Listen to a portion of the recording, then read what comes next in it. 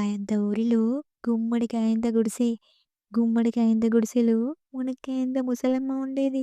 ఆ మునక్కాయంత ముసలమ్మ ఒకరోజు పొలంకి వెళ్తుంటే దారిలో వంకాయంత వజ్రం దొరికింది.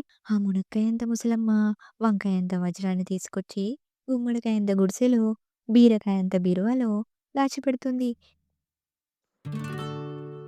అప్పుడు దొండకాయంత దొంగ కిటికీలోంచి చూస్తాడు. మునక్కాయంత ముసలమ్మ పడుకున్న తర్వాత దొండకాయంత దొంగ వచ్చి బీరకాయంత బీరువాలో ఉన్న వంకాయంత వజ్రాన్ని దొంగతనం చేసి పరిగెడుతుండగా మునక్కాయంత ముసలమ్మ చూస్తుంది. అప్పుడు మునక్కాయంత ముసలమ్మ పనసకాయంత పోలీస్ స్టేషన్‌కి వెళ్ళి పొట్లకాయంత పోలీస్‌కి తన వంకాయంత వజ్రాన్ని దొండకాయంత దొంగ దొంగతనం చేశాడని చెబుతుంది.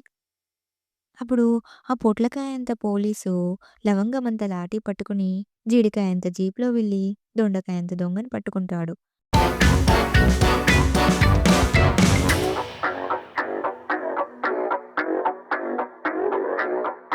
ఆ దొండకాయంత దొంగని తీసుకొచ్చి జామకాయంత జైల్లో వేస్తాడు. ఆ వంకాయంత వజ్రాన్ని మునక్కాయంత ముసలమ్మకి ఇస్తారు.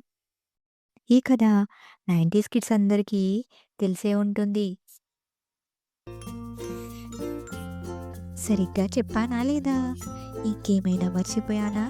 90స్ కిడ్స్ తప్పకుండా కామెంట్ చేయండి. సబ్స్క్రైబ్ కూడా చేయండి. మరొక కొత్త కథతో మళ్ళీ కలుద్దాం. నమస్తే.